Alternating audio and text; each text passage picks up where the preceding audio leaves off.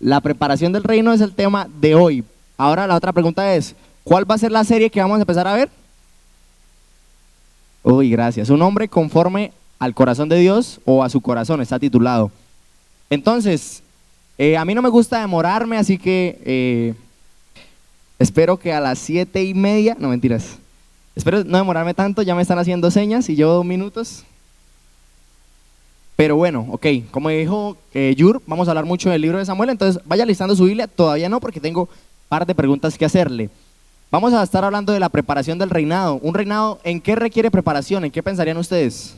¿Qué necesita un reinado?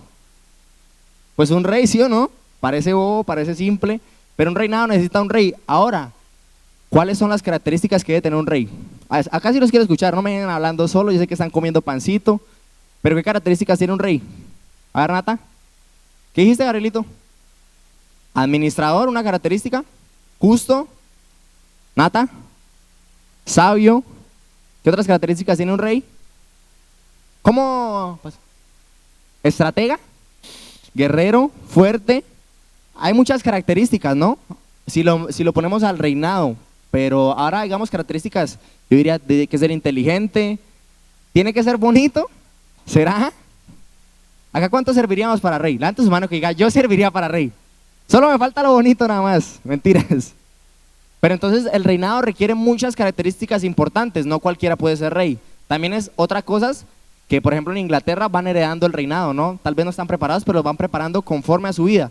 Pero técnicamente o obviamente un rey tiene que ser alguien preparado, no puede ser cualquier persona. Dígale al de lado, un rey tiene que estar preparado. O sea, un rey tiene que ser como un cumis, más o menos. Bien preparado, listo. Ahora sí vamos a empezar. Vamos a hablar de quién, ¿no saben de quién vamos a hablar? ¿De quién se le ocurre? Samuel, David, ¿quién? Salomón. ¿De quién creen? ¿Quién nada más? ¿De Judas? Vamos a hablar del rey David. Del rey David, sí señor, el más conocido por así decirlo. Y el hombre que, como lo escribe la Biblia, era conforme al corazón de Dios. Ya sabemos que tuvo sus cositas, pero eso lo vamos a ir viendo más adelante. Así que es que tienen las manos ocupadas. Los que tengan las manos desocupadas pueden abrir la Biblia en primer libro de Samuel, capítulo 16. Y si no, Seba, ¿me lo puede colocar? ¿Sí se puede? Primer libro de Samuel 16, porfa. Sí.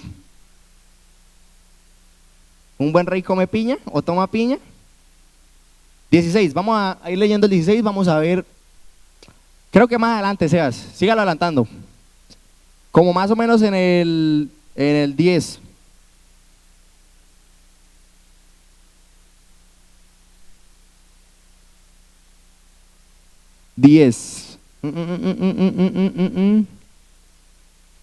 Ok, ok.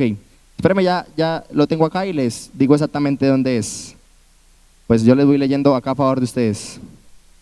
Primer libro de Samuel, capítulo 16. A ver. ¿Estaba rico el pan? Hoy. Más o menos, Mafi. Ok, listo, ahora sí. 16, primer libro de Samuel 16, sí, del versículo 1. Se los voy a leer yo porque sé que algunos están todavía masticando. Y dice, ahora bien, el Señor le dijo a Samuel. ¿A quién le dijo el Señor? A Samuel, o sea, al profeta Samuel. Ya has hecho suficiente duelo por Saúl. Lo he rechazado como rey de Israel. Así que llena tu frasco con aceite de oliva y ve a Belén. Busca a un hombre llamado Isaí que vive allí, porque he elegido a uno de sus hijos para que sea mi rey. ¿Qué pistas le dio?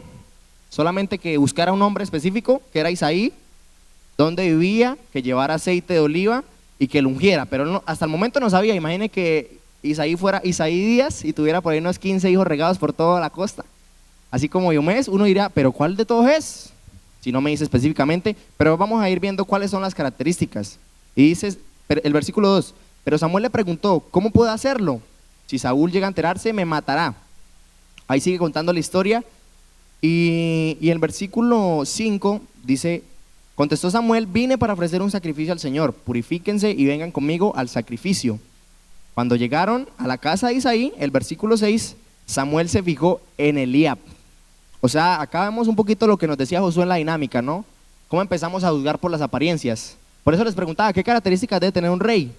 Si un rey debe ser fuerte, pues usted no va a elegir a alguien flaquito, así como Josué. Va a elegir a alguien así más fornido como Joel, ¿sí o no? Entonces empezó como a ir descartando. Yo creo que es Eliab, pero lo vi de primerazo, pero yo no lo conozco, pero miro su apariencia y él se ve como fuerte, se ve como preparado para esto. Y sigue diciendo, esta parte me gusta mucho porque Samuel está prácticamente seguro, dice, seguramente este es el ungido del Señor. El versículo 7 dice, pero el Señor le dijo a Samuel, no juzgues por su apariencia o por su estatura, porque yo lo he rechazado. Acá diría nuestro querido líder Yuley, hizo una cuñita social. Usted sabe que el que rechaza o el que no, técnicamente sería Dios. O sea, a uno lo puede rechazar alguien tal vez, un compañero, un amigo, pero el rechazo que es más importante pues es de Dios. ¿Y qué es lo que deberíamos intentar? Que Él no nos rechace. ¿Por qué rechazó Eliab? Porque Él no era conforme a su corazón. Esa es la vaina, podríamos decirlo así de esa manera. Dice, el Señor no ve las cosas de la manera en que tú la ves. La gente juzga las apariencias, pero el Señor mira el corazón. Acá otro punto importante, no sé qué cosas usted esté haciendo y tal vez la gente externa no lo vea. ¿Cuántos acá trabajan ya? ¿Sí? Ante la manita y trabaja. No sé qué cosas usted está haciendo que su jefe no se da cuenta, pero déjeme decirle que Dios sí. Hace unos días, semanas tal vez en el trabajo, estaba yo normal, un poco, ¿cómo lo dice? Como, no sé si decirlo desanimado, no desanimado, pero puede ser una semana de esas pesadas. Y yo decía, uy, pero nadie me está viendo el jefe, acá puedo echar pereza un ratico, yo estaba cansado. Y yo me acordé, uy, acá hay cámaras por todo lado, y aunque uno no piense, cualquier persona lo puede estar viendo a uno. Y así nos debe pasar con Dios, y por eso me gustaba tanto cuando veíamos la película del Corazón del Hombre, que decía que Dios aún nos ve nuestro pecado. O sea, usted cuando piensa que está a punto de cometer el pecado y lo comete, ahí está Dios, y usted pensaría, pero Dios está acá conmigo si yo me estoy equivocando, pero Dios siempre nos ve. Esa es la primera cuñita. Seguimos, versículo 8. Entonces Isaí le dijo a su hijo Adinadab y caminara delante de Samuel, y Samuel le dijo, papi, ese tampoco es. O sea, ya descartó 2 y eran 7. Después Isaí llamó a Simea, pero Samuel dijo, ese tampoco es. Ya iban 3 descartados. ¿Por qué? Porque Simea, necesitaban que no me dejara. Listo. El caso, por así decirlo, es que Isaí tenía 7 hijos y Samuel pregunta por los 6 primeros. Y cuando porque David no estaba en ese momento, ¿no? Tengamos en cuenta que David estaba pastoreando las ovejas en ese preciso momento. Cuando se le acaban los hijos presentes, llega Samuel y le pregunta, venga, pero usted no tiene otro hijo, de casualidad. Hay como por si acaso ¿será que Dios me dijo el nombre que no era? Me equivoqué de casa, pregunté al que no era. Y dice Isaí, todavía me queda el más joven. El más joven, los jóvenes al poder. ¿Quiénes son los jóvenes de la casa? Los menores. ¿Sí? ¿Cuántos hay acá? Uy, sí. Los menores, usted sabe.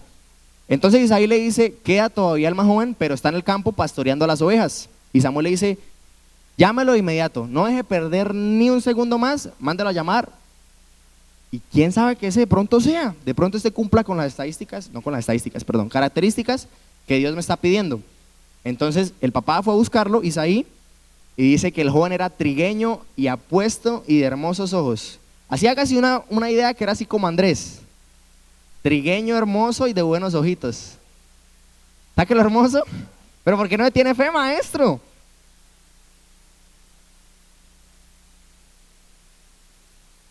¿Solo cumple la primera? Buen mozo. Uy, pilas. Listo, seguimos. Entonces vemos que ya tiene varias características superficiales, ¿no? Porque usted dice, ahí no está diciendo nada del carácter de David. Bueno, está diciendo que era bello, era puesto, tenía los ojos bonitos, así como yo, bien puestecitos, ¿sí o no?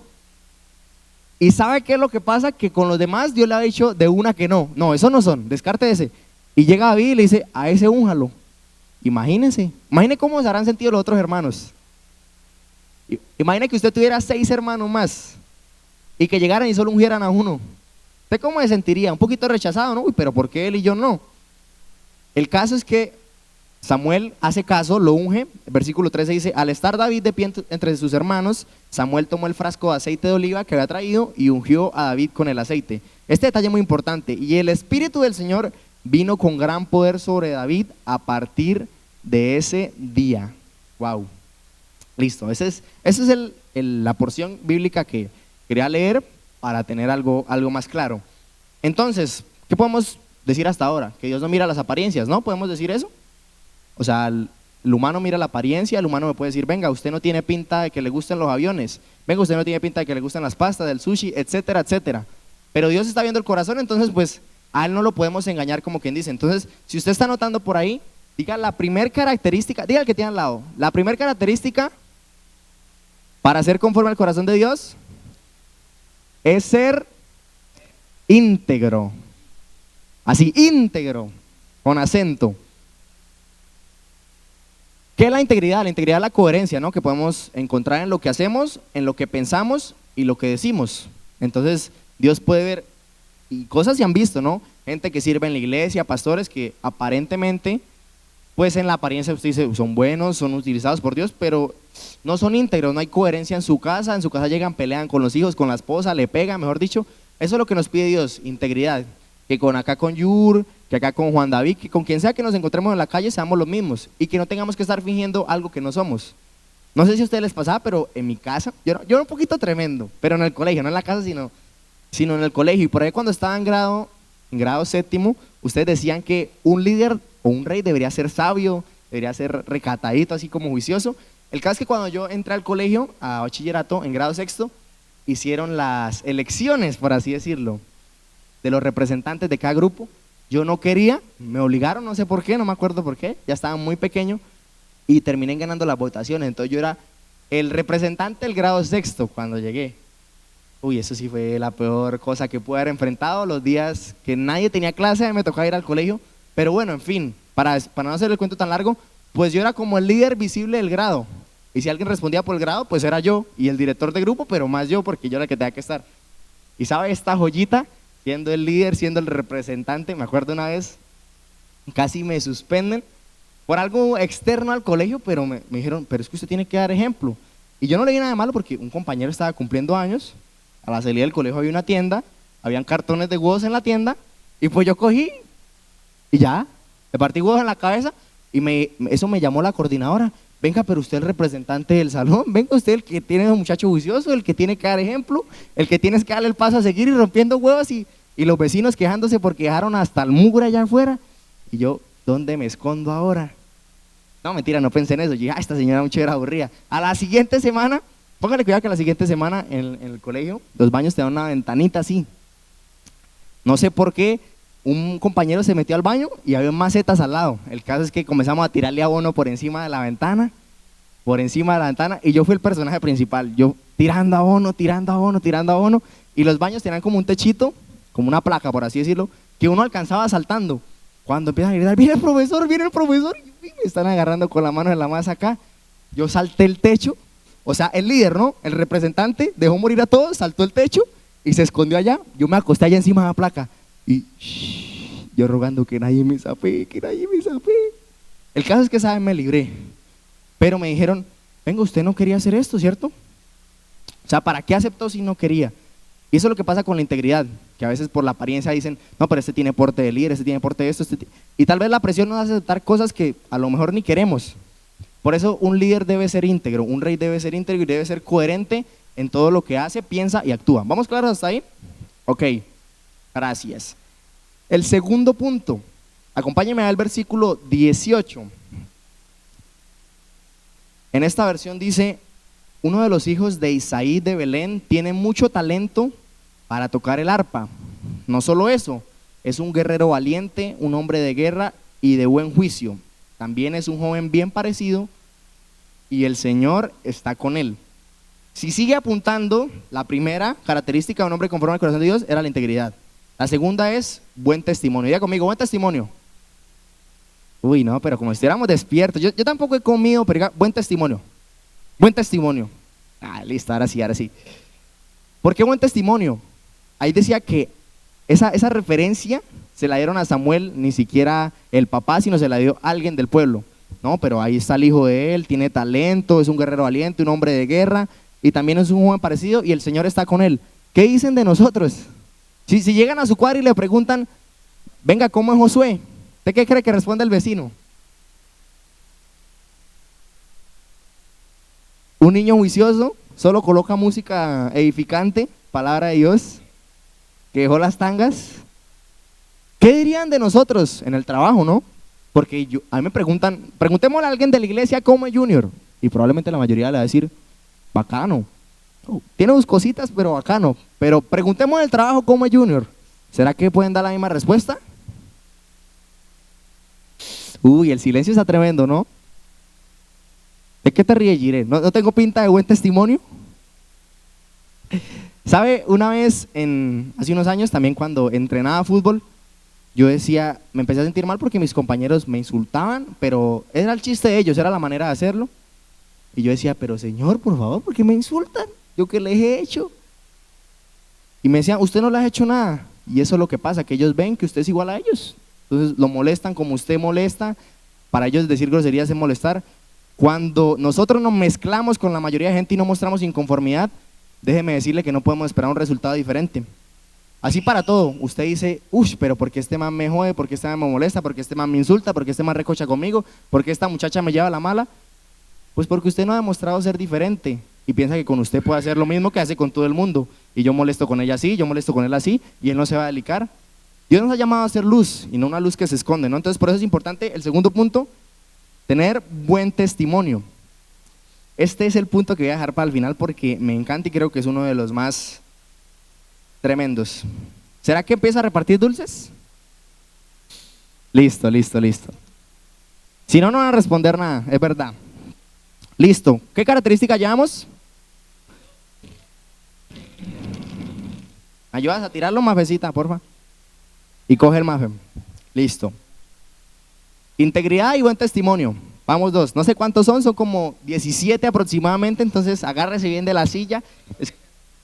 Escriba a la mamá, mami, me demoro. Sí, las dijo. Listo. Tercera característica. Un hombre conforme al corazón de Dios tiene que ser valiente. Diga conmigo, valiente. Valiente, valiente. ¿Por qué tenemos que ser valientes? ¿Por qué creen que un hombre de Dios, no un hombre de Dios, un hombre conforme al corazón de Dios tiene que ser valiente? Quiero escucharlos. Más para repartir dulces. ¿Para enfrentarse a cosas difíciles? Sí. ¿Qué más? Para no tener miedo a hacer lo que Dios le mande. Muy bueno. Agarre ahí el dulce. ¡Oh! Va Josué, Andrés y Nata. Y cerramos ahí. Listo. El Espíritu de Dios es el que da la valentía. Ese no es merecedor de dulce, pero por mis... sí, no es merecedor. No es merecedor. Andrés, ¿cómo me hizo? ¿Para ser diferente, para marcar diferencia? Sí. Y Nata, una poderosa, sí.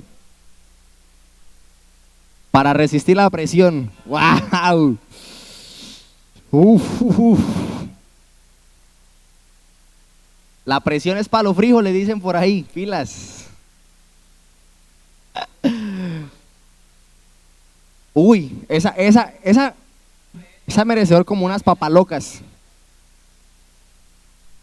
Yo creo que esa es muy importante, porque es de valientes aceptar que uno se equivoca, ¿no? No cualquiera acepta, ay, yo me equivoqué. Sí, es de valientes. Ok, volviendo a la historia, vamos al contexto antiguo. ¿Por qué un rey en ese entonces tenía que ser valiente? Pues porque inevitablemente un rey tenía que ser guerrero. Y no solamente tenía que ser guerrero, no tenía que ir al frente. O sea, eso no es cualquier cosa. Imagínese usted, viene un combo de la cumbre, todos con gorra hacia abajo, y usted el dueño de su combo. ¿Usted tiene que ir al frente o se esconde? ¿Qué pasó, querido amigo? Pero acuérdense que David se rodeó de mucha gente que estaba endeudada, complejada, llevada, y después se convirtió en los valientes de David, ¿no? Entonces considero que es importante que él fuera valiente, porque si él no era valiente, ¿cómo iba a tener valientes, no? Entonces es importante.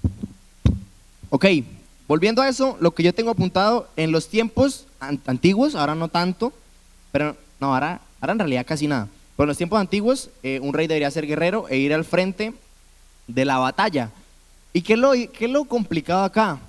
Que volviendo al tema de la preparación del reino, tal vez los hermanos de David tenían más terreno en eso, ¿no? Usted dice, pero si un rey tenía que ser valiente, tenía que ser guerrero, tenía que ir al frente, y pues los hermanos eran parte del ejército. O menciona algunos, no sé si todos, pero menciona algunos que eran parte del ejército, y usted dirá, venga, pero si un rey tiene que ser valiente, si tiene que estar en la guerra, ¿por qué eligen a un pastor de ovejas y no a alguien que hace parte del ejército? Déjeme decirle que el que escoge es Dios, uno no puede cuestionarse. No lo escoge la gente, no lo escogen las capacidades, porque, uy, a usted no le ha pasado, eso definitivamente es gracia, que usted dice, tal vez yo no merezca estar en este lugar, pero no sé por qué terminé acá, en un lugar positivo. Tal vez no sé por qué terminé en este trabajo, pero ahora estoy en este trabajo.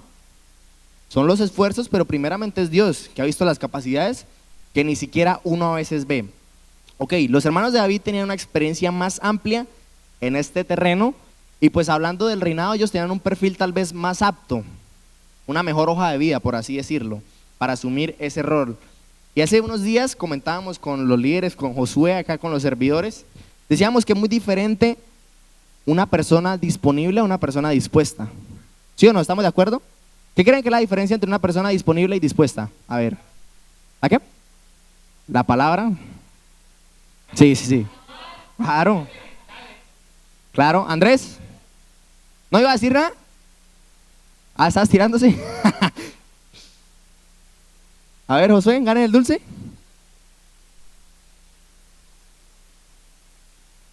De tiempo, obviamente, mientras que el tema de la persona dispuesta como tal me habla de actitud, de corazón, de la intención que yo tengo frente a. ¿Sabe? Hay personas dispuestas sin tiempo, pero no hay disponibles sin disposición, diría yo así. Porque a veces uno dice, uy, pero esta persona, y lo aplico a mi vida, hace algunos añitos tal vez, yo decía, pero ¿dónde saco tiempo para estar sirviendo en dos ministerios, trabajar, estudiar al mismo tiempo? Y uno, verdad, no sabe dónde sacaba el tiempo. Definitivamente es que uno estaba dispuesto y encontraba el tiempo de donde no estaba. ¿Sabe yo qué busqué? Vámonos a la historia de David y Goliat. ¿La conocen? Dice que Goliat, estaba atormentando a todo el ejército. Ellos no sabían qué hacer, se escondían, iban, los atormentaba y se repetía el círculo vicioso. Y mejor dicho, en eso David le lleva a sus hermanos comida que le manda al papá. ¿Y cuál es la diferencia de alguien disponible a alguien dispuesto? Acá la podemos ver muy, muy fácil. Yo digo que los hermanos de David estaban disponibles, pero no estaban dispuestos. ¿Por qué usted dice, pero usted por qué dice eso? Porque imagínese, usted está en el ejército, obviamente, y en vez de dar una opción de salida, lo que da es malas noticias. No, pero contra ese gigante no podemos. Y usted está en el lugar, está en el ejército, está disponible, está sirviendo, pero no encuentra una salida a esta situación. Y sabe, David acababa de llegar, no sé cuántos días llevan ahí todos los del ejército, y no encontraron una solución, y David acaba de llegar. Y alguien dispuesto busca soluciones donde no las hay. Imagínese lo que pensaron ellos. Este loco agarra 3 piedras, una onda para matar a alguien con casco gigante, 3 metros, macancán. Una persona dispuesta hace la diferencia. Una persona dispuesta es aquel que ha entendido que, aunque los demás piensen que es una locura, lo hace. Por eso lo que decía Jonathan, decía que uno tiene que ser valiente para obedecer a lo que Dios ha mandado. Porque no solo es escuchar a Dios, sino obedecer lo que escuchamos de Dios. ¿Faltan 10? Mejor dicho, que hasta la 10, vigilia. No, 10 puntos. Listo, ahora les voy a leer lo que yo escribí. Un disponible cumple su papel, pero un dispuesto va mucho más allá. Un disponible trabaja hasta las 6 de la tarde y a las 5:59 ya está cambiado para salir. Un dispuesto dice, venga, ¿será que puedo adelantar trabajo de mañana? ¿Será que puedo hacer esto? ¿En qué puedo ayudar? ¿En qué? ¿Me hago entender? Dice, un dispuesto va más allá, se arma de valentía y se dispone a lo que alguien vería como una locura, pero hay cosas que solo gente dispuesta ha entendido. Por cosas como estas, David fue el más apto y el escogido por Dios, a pesar de su edad, a pesar de su trabajo, Dios decide escogerlo. Por eso decía, las apariencias decían que los hermanos de David eran los más aptos, pero imagínense ser pastor de ovejas y matar al gigante que les está atormentando a los soldados. O sea, como que no cuadra. Ahora vamos con otro puntico. ¿Cuál le llamamos? Llevamos 3, ¿no? ¿Cuál le llamamos? Sí, José se lo ganó. Vamos a dárselo por misericordia ahí. Ok. A este punto no le tengo nombre, la verdad, pero creo que es el que más me impactó. Yo creo que, no sé cómo titularlo. Ustedes me van a ayudar a titularlo al final, les voy a explicar. Vamos al versículo 13. Sebas, porfa. Vamos a ver un detalle bastante importante. Estoy siendo valiente para no meterle un mordisco a este pan que tengo acá al lado. Permiso, mientras Sebas coloca ahí el versículo. 16, ¿cierto? Samuel tomó el cuerno de aceite y ungió al joven en presencia de sus hermanos. Entonces el espíritu siguiente del Señor vino con poder sobre David, y desde ese día estuvo con él. Luego Samuel regresó a Ramá. ¿Ya? ¿Qué pudieron notar ahí? O sea, devuélvalo un poquito a la segunda parte del versículo.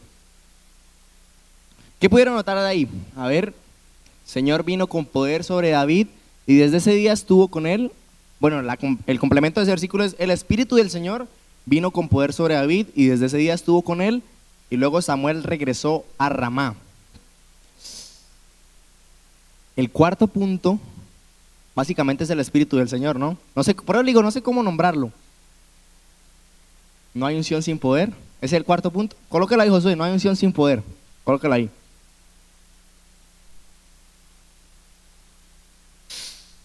Acá tengo muchas cosas que compartirles y no sé por dónde empezar. Por el versículo, por lo primero, déjeme decirle que cuando el Espíritu del Señor viene a morar en nosotros, pues definitivamente nuestra vida no puede ser igual. O no debería ser igual. Porque uno piensa que el Espíritu solo le dice a uno qué hacer. Ay, Señor, ¿será que hago este negocio? ¿Será que esta persona así es? Pero el Espíritu del Señor también le dice: venga, papá, cambie esto, cambie lo otro, pilas acá, pilas esto, pilas lo otro. Porque nos gusta solamente recibir las cosas buenas, pero las que nos afectan, entre comillas, no recibirlas. Escribí yo mis palabras. David entendía que el poder estaba en el Espíritu del Señor y no en sus fuerzas. Y sabes, si nos trasladamos a los Salmos, esta vez como al 50, 51, nos cuenta sobre el pecado de David. ¿Ustedes conocen esa historia? Básicamente, David ya era el rey, iban a tener una batalla, él codicia a la mujer de Urías, pilas, que ya veo con mucha risa. ¿A quién han visto bañándose en secreto? Pilas, maestros. El caso es que David mira una mujer ajena bañándose y no es como que, ay, no. Yo creo que ese hombre se quedó viendo. ¿Qué harían ustedes? ¿Se quedarían viendo? Ay, yo creo que sí. Ok, entonces a la batalla él manda a Urías de primero, que era el esposo de esa señora. Él muere, o sea que ahora es cómplice de un asesinato y acaba de cometer adulterio, digámoslo así. Entonces digamos que los pecados no eran poquitos, o sea, era una lista bastante grande. Imagínese usted ser cómplice de asesinato y adulterar, y prácticamente al mismo tiempo, porque eso fue, mejor dicho. Y entendía, el Salmo 51 es algo magnífico. Cuando tengan tiempo lean a la casa porque es algo impresionante. Pero déjeme decirle que entendí por qué David era conforme al corazón de Dios cuando leí el Salmo 51, capítulo 11, perdón. Sí, Salmo 51, versículo 11. Seba, ¿me lo puede colocar, porfa? Salmo capítulo 51, versículo 11. Acá entendí muchas cositas, espero que hoy también las podamos entender. Este versículo es tremendo. Dice: no me alejes de tu presencia, ni me quites tu Santo Espíritu. ¿Cuándo el Espíritu del Señor vino sobre David? Cuando fue ungido. ¿Y cuánto tiempo habrá pasado del primer libro de Samuel a Salmo 51? ¿Nunca lo había pensado? Bueno, no sé, no tengo una respuesta para esa pregunta, pero probablemente haya pasado mucho tiempo. Pero ¿por qué David pide eso y no pide otra cosa? ¿Por qué no dice: Señor, perdóname solamente? Perdóname porque te fallé, perdóname porque no sé qué hice, pequé. Nosotros cuando pecamos decimos: Señor, no apartes de mí tu Santo Espíritu, solamente decimos: perdón por mis pecaditos. ¿Cómo oramos? ¿Cómo ora David? ¿Cuál fue la diferencia en esa oración? Que él entendía que lo que hacía marchar su vida de la manera para ser conforme al corazón de Dios era el Espíritu Santo y no era él. Porque cuando uno empieza a caminar en el Espíritu Santo, no me acuerdo cómo se llamaba eso. Ay, la otra vez vi una historia que hacía alusión a eso, pero básicamente decía que ir con el Espíritu Santo básicamente es como usted estar manejando un carro, pero montarse en el carro del pasajero y dejar que el Espíritu Santo sea el que conduzca, que se meta por las calles, que sea el Waze, que sea el Google Maps, que lo vaya llevando hacia donde él quiere direccionarlo. Y por eso me gusta la historia de David, porque él sabía que las fuerzas no venían de él. Y yo creo que el cuarto punto lo definiría como: para poder ser alguien conforme al corazón de Dios hay que ser pobre en espíritu. ¿A qué se refiere pobre en espíritu? No dormidito, no atontado. Pobre en espíritu se refiere a que alguien ya sabe que él no puede solo, a que sabe que en sus fuerzas pues es imposible, a que sabe que en sus fuerzas lleva luchando 10, 15, 5 años con un pecado en específico y tal vez no ha conseguido salir, porque a muchos nos ha pasado o nos pasa. Pero déjeme decirle que ahí es donde el Espíritu Santo empieza a orar poco a poco, cuando nosotros le damos el volante para que él empiece a manejar las cosas. David entendió que en el momento, que sus deseos se apoderaron de él, él corrió peligro. Así que hay que apagar la carne todos los días, no solo de vez en cuando, porque uno es puerco, la verdad. Hay que reconocerlo. Y por eso es importante, creo que desde hace unos años vengo orando como: Señor, por favor, controla todas las partes de mi cuerpo, por favor, porque es muy difícil hacerlo por mí mismo. Es muy difícil escuchar una canción que tal vez hace años escuchaba y que no es tan edificante, pero es pegajosa, ¿no? Con calma. Sí, acá hay más de uno. Pilas. David entendía que ya no era él, sino como le expresaba el apóstol Pablo: ya no vivo yo, sino Cristo vive en mí. Y no sé ustedes qué opinan de esta frase, pero la leí esta semana y me pareció muy interesante. Dice: lastimosamente, algunas bendiciones se valoran más cuando se convierten en lecciones. Lastimosamente, las bendiciones se valoran más cuando se convierten en lecciones. Dios me dio estos talentos, no los supe administrar. No hice nada con lo que Dios me dio. Lo que era una bendición se convirtió en una lección. Pero qué bonito es aprender de las lecciones, ¿no? No cometer los mismos errores. Pero no dejemos que las bendiciones se nos conviertan en lecciones, sino que podamos ahí poco a poco valorarlas. Ese era mi cuarto punto. Y ahora voy a cerrar con una historia. Voy a cerrar con una historia muy particular.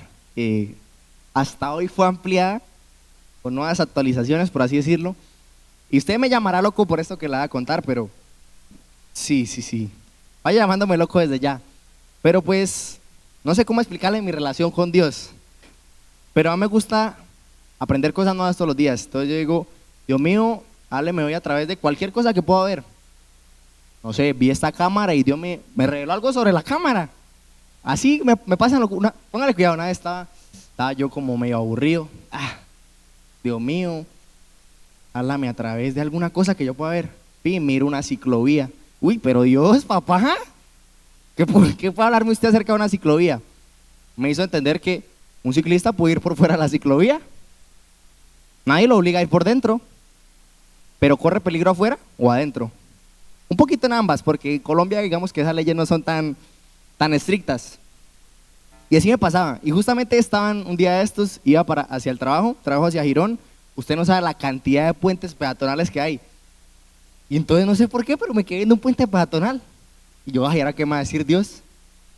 Dios me va a hablar por medio de un puente peatonal. Y yo, pero le dije que ustedes me iban a decir loco, ya todos me están mirando como raro. El caso es que yo no entendía qué estaba pasando, se los prometo, que estaba así como ustedes, con esa cara. Yo dije: Dios mío. Y sabe, me sorprende porque era un poquito algo parecido a la ciclovía. Yo miraba ahí. Siendo sinceros, acá, ¿cuántas personas usan los puentes peatonales? Ay. Nata usa el puente peatonal, Andrés usa el puente peatonal, Mile usa el puente peatonal. O sea, acabamos 2, 4, 6, 8, 10, 12, 14, 16, 18, 20, 22, 24. Vamos con más o menos 30 personas y como 3 usan el puente peatonal. O sea, el 10% de los que estamos acá usan el puente peatonal.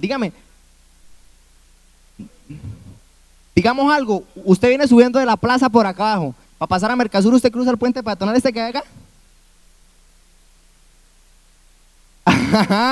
Ajá. Si ve que ya no estoy tan loco, las cosas van cuadrando un poquito. La may- Bueno, sí, puede ser también. ¿Sabe? Para completar esta historia, porque con esto quiero ir finalizando, me puse a curiosear cuando llegué a mi casa. Dios mío, me abrió por los puentes peatonales y busqué en Colombia cuántas personas usan el puente peatonal. Y usted me va a seguir llamando loco porque ¿yo qué hago buscando eso? Me pongo a revisar la revista Semana y dice que en Colombia el 80% de la población no usa el puente peatonal. El 80% de la población no utiliza el puente peatonal. Y yo me incluyo en uno de esos. Ahora les voy a decir qué fue lo que Dios me habló de esto. Me dijo, la vida cristiana es como un puente peatonal. Pero sí que me mira todo raro. Me permitía entender que muchas veces nosotros vemos el riesgo, pero preferimos cruzar la calle. Y teniendo el puente al lado. Ahora ustedes van a cruzar todos los puentes, ¿cierto? Teniendo el puente al lado, a veces elegimos arriesgarnos. ¿Y sabe qué otra cosa me permitía entender? Que cuando uno está afanado, cuando uno no se ha preparado correctamente, uno no puede tener precauciones. ¿No le ha pasado que usted va tarde al trabajo y tiene moto y cuando va tarde maneja como un loco? Jamás. Ah, entonces yo soy el único. Yo soy el único. Yo soy el único, entonces.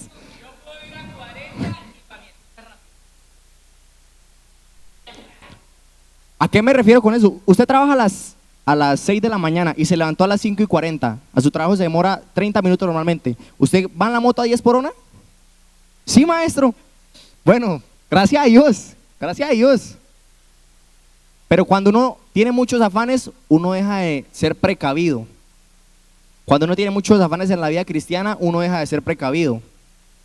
Cuando uno tiene muchos afanes, pero yo voy a estar en la iglesia, voy a servir en todos los ministerios y la vida espiritual y el servicio en la iglesia, pero la vida espiritual y el servicio en la iglesia, pero la familia. Ya no estoy tan loco, ¿no? O sí, un poquito. ¿Sabe? Me parecía increíble eso, porque muchas veces confiamos, quiero hacerme entender con esto. Cuando cruzamos la calle y no vamos por el puente peatonal, nos arriesgamos a que alguien más nos lastime. ¿Y eso sabe cuándo lo entendí? Esta mañana. Tristemente, iba yo hacia mi trabajo y yo venía pensando, Señor, hoy me toca de la enseñanza, ya la tengo lista, pero por favor acompáñame. Cuando yo vi pasó una ambulancia, pero al lado mío casi me atropella la ambulancia y yo, uy, pero este man está loco.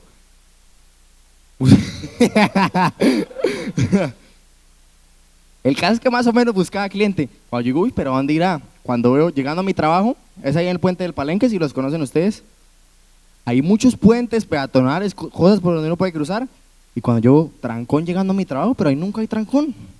Cuando yo veo la ambulancia, yo digo, ¿pero qué será? Y el espíritu chimoso me atacó. Tomó posesión de mi cuerpo. Yo, ¿quién estará ahí? Tristemente no sé qué habrá pasado, cuál es el desenlace.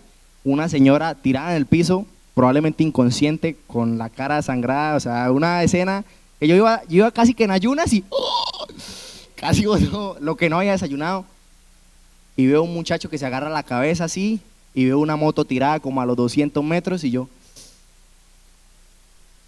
¿qué habrá pasado acá? De una empecé como a hacerme los pensamientos, ¿no? ¿Qué habrá sucedido acá? La señora iba en la moto, la atropellaron. Yo digo que la atropellaron, digo yo, ¿no? Yo dije, para la predica esto me sirve, mentiras. Pero el caso es que cuando uno no decide ser precavido, no me digan que no quiero que vean esto como una herejía, solamente estoy haciendo una comparación un poco atrevida.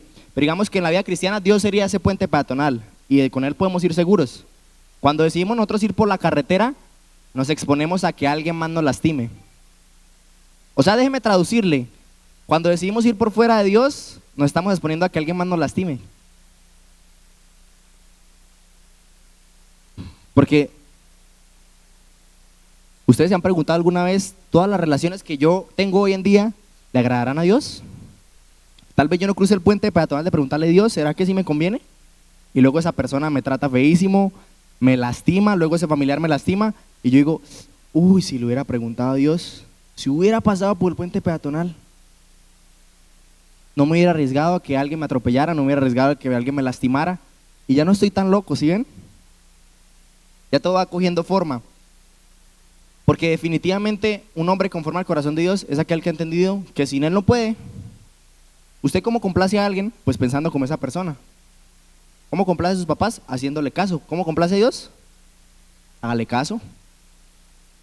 Aunque cueste, porque a mí Dios me ha pedido que renuncie a cosas que ustedes se imaginarán. Yo, pero ¿será que sí? ¿Será que no? Y uno empieza como a dudar. Pero para cerrar, yo decía, gente arriesgando la vida con el puente al lado.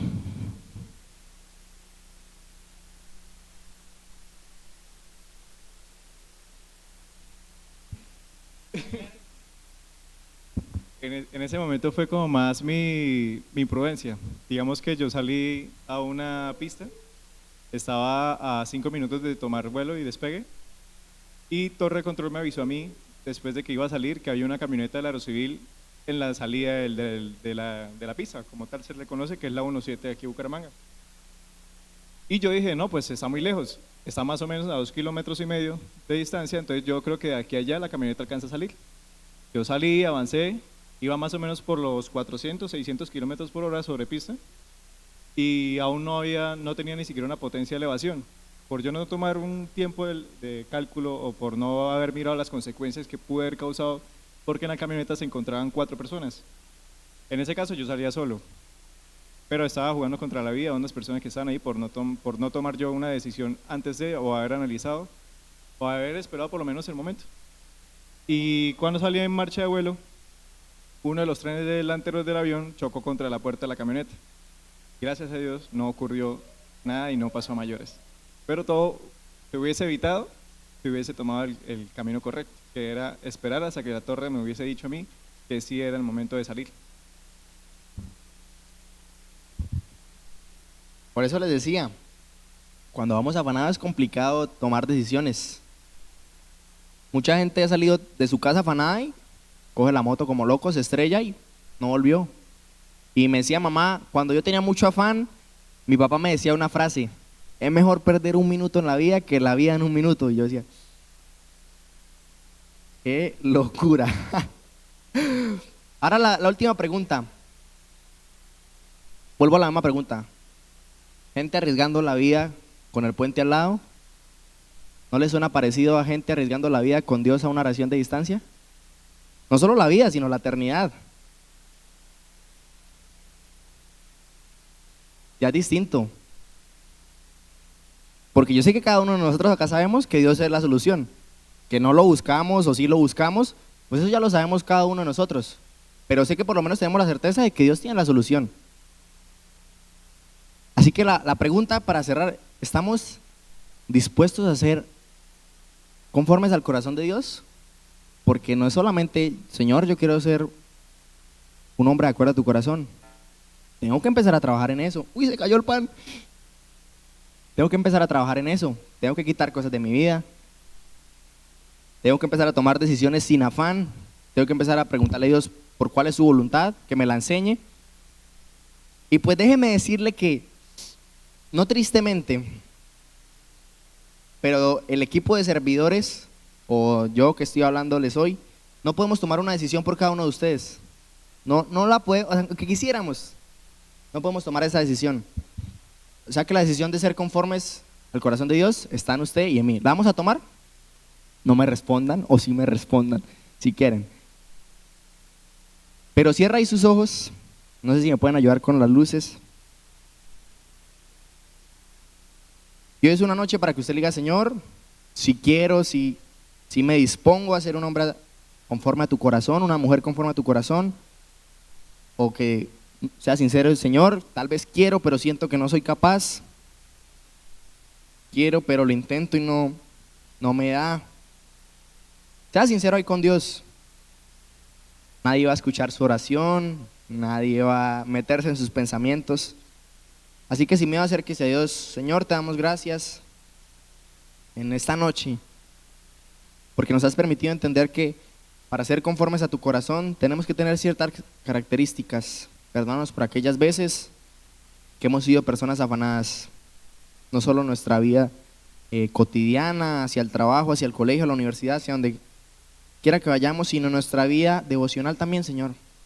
y hemos sido afanados y a ti te dedicamos 10 minutos y al celular 1 hora y no disponemos nuestros tiempos. Hoy, Señor, tal vez algunos corazones, podría ser que incluyendo el mío, no estemos tan cerca de ti como nos gustaría. Pero queremos que seas tú hablándonos hoy, dándonos un paso a seguir, aunque sea el primero. Queremos escuchar tu voz, queremos caminar en lo que tú quieres para nosotros.